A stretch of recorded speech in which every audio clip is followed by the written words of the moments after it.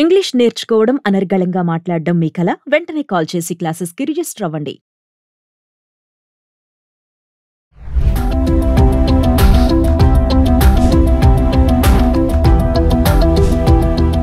Hi hello నమస్తే, welcome back to Suman TV. ప్రస్తుతం మనతో పాటు ఉన్నారు TEDx speaker, legendary award winner in real estate and realtor oxygen founder and CEO doctor Nandi Rameshwar Rao గారు. సాధారణంగా ₹1,00,00,000 ప్యాకేజ్ అంటేనే వామ్మో అంటాం కదా. మరి అలాంటిది 800 కోట్ల బోనస్తో ఉద్యోగమే వచ్చిందంట. అసలు ఆయన ఏం పని చేస్తావరా స్వామి అని అంటున్నారు. మరి అసలు ఆయనకి ఆ ఉద్యోగం ఇచ్చినటువంటి సంస్థ ఏంటి? దీనిపైన మరింత సమాచారం ఇవ్వడానికి ఈరోజు మనతో పాటు ఉన్నారు డాక్టర్ నంది రామేశ్వరరావు గారు. నమస్తే సార్. సార్, మరి నేను చెప్పినట్లుగా 800 కోట్లతో బోనస్తో ఉద్యోగం వచ్చిందంట. అంటే చూడండి, మరి సంవత్సరానికి యాన్యువల్ ఇన్కమ్ ఎంత అంటే 641 కోట్లు ఆయన సంవత్సరం ఆదాయం. ఒక్కసారి మరి ఆయన గురించి మాట్లాడుకుందాం సార్. ఇది అంతం కాదు, ఇది ఆరంభం. ఎందుకంటే ఇది ఇలాంటి ముందు ముందు ఎన్నో చూడబోతున్నాం. ఇప్పుడు 100 కోట్లు అని తర్వాత 1000 కోట్లు అయినా ఆశ్చర్యపడలేదు. ఎందుకంటే ఐక్యూ లెవెల్స్కి అనేది ఒక లిమిట్ లేదు, ఎంతైనా సాధించవచ్చు. ఒకప్పుడు మా చిన్నప్పుడు ₹1,00,000 అంటే పెద్ద ఉద్యోగం, తర్వాత 10 లక్షలు అంటే పెద్ద ఉద్యోగం, తర్వాత ₹1,00,00,000 అంటే పెద్ద 10 కోట్లు, ఇప్పుడు 100 కోట్లకి వెళ్ళిపోతుంది. ఇప్పుడు మనకి సత్యనారాయణ గారు కానీ, సుందర్ పిచాయ్ కానీ చాలామంది ఉన్నారు. వీళ్ళందరూ చూసుకుంటే 1000 కోట్ల శాలరీ. సో ఇది కొత్తగా ఏంటంటే మెటా కంపెనీ అనేది మార్క్ జుకర్బర్గ్ ఎవరైతే ఉన్నారో కొత్తగా artificial general intelligence AGI artificial general intelligence అనే భాగాన్ని కొత్తగా పెట్టే ఒక సపరేట్ వర్టికల్. దానికి ఈ త్రపిత్ బన్సల్ అనే ఆయన్నే టెక్కీ పర్సన్, ఆయన చాలా ఎక్స్పీరియన్స్డ్, ఆయన ఎన్నుకోవడం జరిగింది. దానికి 641 కోట్లు పర్ యాన్యువల్ ప్యాకేజ్ ఇచ్చు 800 crores బోనస్. అంటే ఇది ఆల్మోస్ట్ 50 close to 1,500 crores. అంటే it's not a joke. 1,500 crores అంటే నెలకి 125 crores. ఎంత పెద్ద సబ్జెక్ట్. వర్షం కొన్ని కంపెనీలు కూడా లైఫ్ టైం అంత సంపాదించలేవు. కొంత సమ్ పార్ట్ ఆఫ్ హైదరాబాద్ కొని వచ్చే డబ్బులతో. అయితే ఇది యంగ్స్టర్స్కి, యంగ్ జనరేషన్కి ఇది ఒక పాఠం. అంటే there are people are getting 20,000 or 15,000, 18,000 after engineering degree. There are also people are getting lakhs and crores after engineering degree. నేను IIT కాన్పూర్లో చేశాను. IIT Kanpur one of the branded engineering institute. అలాగే ఆ మేనేజ్మెంట్లో IIM అహ్మదాబాద్ మేనేజ్మెంట్. ఈ రెండు అంటే చాలా, ఈ రెండింటి చేశాడంటే వాళ్ళ లైఫ్ బ్లాక్ బస్టర్. సీట్ రావడం అంత ఈజీ కాదు, బట్ వస్తే మాత్రం వెరీ గుడ్. సో ఈ మెటా కంపెనీకి అంత బడ్జెట్ అలికేట్ చేశారు. ఫ్యూచర్లో 2,500 కోట్ల కూడా అలికేట్ చేస్తారంటున్నారు. అంటే ఈ మేధస్సుతనానికి అది నిదర్శనం అంట. రికగ్నిషన్ వచ్చింది ఆ పర్సన్. ఆయన చేసిన అంతమంది ఎర్లియర్ వర్క్ ఏదైందో he has broken so many records. అది బ్రేక్ చేసి ఇక్కడికి వచ్చాడు. జనరల్గా ఒక స్వామీజీ గారు చెప్తున్నారట, ఒక పెద్ద పేరున్న స్వామి అమెరికా వెళ్ళాడట. వెళ్తే ఈ పెద్ద పెద్ద వాళ్ళందరినీ కలిసాడట. బిల్ గేట్స్ని, ఎలన్ మస్క్, అంత పెద్ద పెద్ద జెఫ్ బీజోస్, వీళ్ళందరినీ కలిసి ఒక క్వశ్చన్ అడిగాడు. మీరు CEOని సెలెక్ట్ చేస్తారు కదా, ఏం చూసి సెలెక్ట్ చేస్తారని అడిగాడు. ఎందుకంటే వాడు క్వాలిఫైడ్ ఉంటాడు, IIM లేకపోతే కాలిఫోర్నియా ఇన్స్టిట్యూట్, టెక్సాస్ ఏది ఉంటుంది. అట్లనే వాడికి సర్టిఫికేట్ చూడక్కర్లేదు. సర్టిఫికేట్ లేకపోతే అంతవరకు వెళ్ళాడు. మరి ఎక్స్పీరియన్స్ ఉంది, ఇంకేం టెస్ట్ చేస్తారనంట. అంటే ఒక ఆయన చెప్పాడంట, మేమేం టెస్ట్ చేయమండి, ఒక కేస్ స్టడీ ఇస్తాం, ఆ కేస్ స్టడీకి అరగంట టైం ఇస్తాం, అరగంటలో వాడు ఏం చెప్తాడో దాన్ని బట్టి తీసుకోలేదని డిసైడ్ అవుతాం. ఏం కేస్ స్టడీ అంటే, ప్రస్తుతం నువ్వు జాయిన్ అయినప్పుడు మా కంపెనీ 10,000 కోట్లు టర్నోవర్. నువ్వు జాయిన్ అయిన 2 సంవత్సరాలు బాగా నడిచి 3వ సంవత్సరానికి 500 కోట్లు పడిపోయింది. 10,000 కోట్లది 500 పడిపోయింది. నువ్వు CEOగా ఉంటే ఏం చేస్తావు? అయిపోయింది. అదే క్వశ్చన్.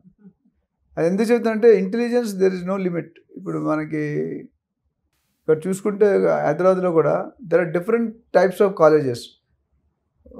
ఒక 1,00,000 ర్యాంక్ వచ్చినట్టుకి ఒక కాలేజ్ ఉంది, 10,000 వచ్చినప్పుడు ఒక ర్యాంక్ ఉంది, 1,000 లోపు వచ్చాడు. అంటే ఈ 3 కాలేజ్ స్టాండర్డ్స్ వేరు. అది ఆ కాలేజీలో చదివితే బ్రాండ్, ఒక కాలేజీలో చదివితే మీడియం బ్రాండ్, ఒక కాలేజీ చదివితే నో బ్రాండ్.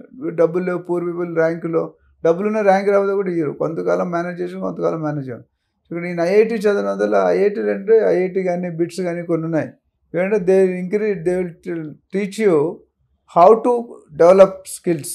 అంటే కొత్త పద్ధతులు, కొత్త ఐటమ్స్ ఎలా కనుక్కోవాలనేది బాగా రీసెర్చ్, ప్రాజెక్ట్ వర్క్ కానీ ప్రాక్టికల్ వర్క్ కానీ. సో దానికి అలవాటు పడిపోతారు చాలామంది. అంతమంది ఈటీవీలో యువా అని వస్తుంది. యువాలో ది న్యూ పీపుల్, కొత్త వాళ్ళు ఏదో కొత్తగా 3-4 ఇంజనీర్లు కలిసి రీసెర్చ్ చేసి పరిశోధన చేసి చాలా విషయాలు కనుక్కున్నారు. సో 2-3 కలిపి IQ కలిపి ఒక పెద్ద కొత్త, ఇప్పుడు ఊబర్ కానీ ఓలా కానీ, స్విగ్గీ కానీ, ఫుడ్ పాండా కానీ, బ్లింకిట్ కానీ, అమెజాన్ ఇవన్నీ కూడా అంతకుముందు ఎక్కడ ఉన్నాయండి, ఇప్పుడు వచ్చేసాయి. అంటే అర్థం ఏంటంటే every day there is innovation going. అసలు మీరు ఈ స్విగ్గీ అనేది ఎలా ఉంది కనుకుంటే ఒక గ్రూప్ ఆఫ్ పీపుల్ రాత్రి 11 గంటలకి ట్రై చేశారంటే అక్కడ అన్ని హోటల్స్ క్లోజ్ ఉన్నాయంట. క్లోజ్ అయితే ఆ బాధ పడి ఆ బాధ మళ్ళీ ఇంకోటి రాకూడదని స్విగ్గీ పెట్టారు, డోర్ సప్లై అంటే టైంతో సంబంధం లేకుండా.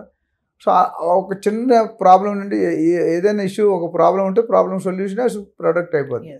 సో అందుకే రీసెర్చ్ చేస్తారు.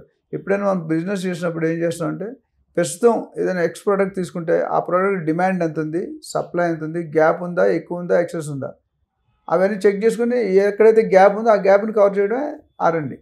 అంటే ప్రాసెస్ సెలెక్టింగ్ 100 ప్రొడక్ట్స్ ఉన్నాయి, ఏ ప్రోడక్ట్ చేయాలి, ఎందుకు చేయాలి. ఇప్పుడు బ్లాక్ అండ్ వైట్ టీవీలో ఎవరైనా ప్రొడ్యూస్ చేస్తాడా, అయిపోయింది దాని లైఫ్ కథం. అంటే కొత్త కొత్త ఐటమ్ ఎవ్రీడే ఒకటి వస్తుంది.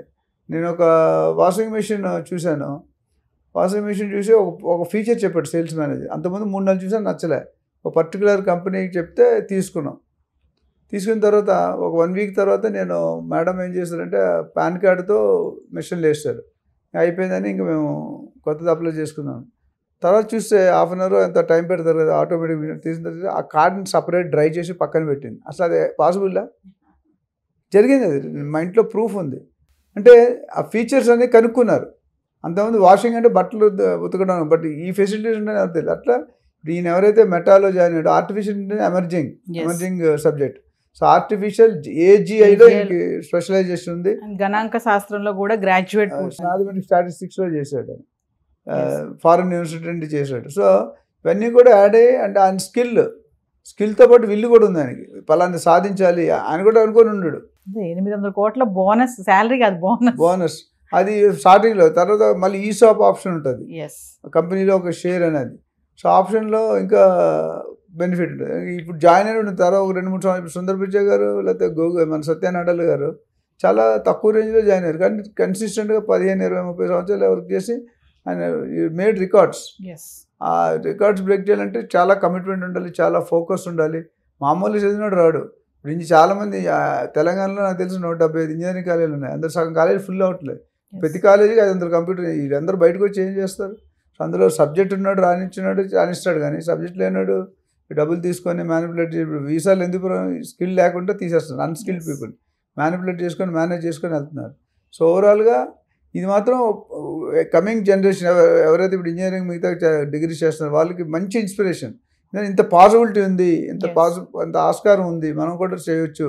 అంత కొంతమంది అది సీరియస్గా తీసుకున్నా it will be helpful for them. Thank you.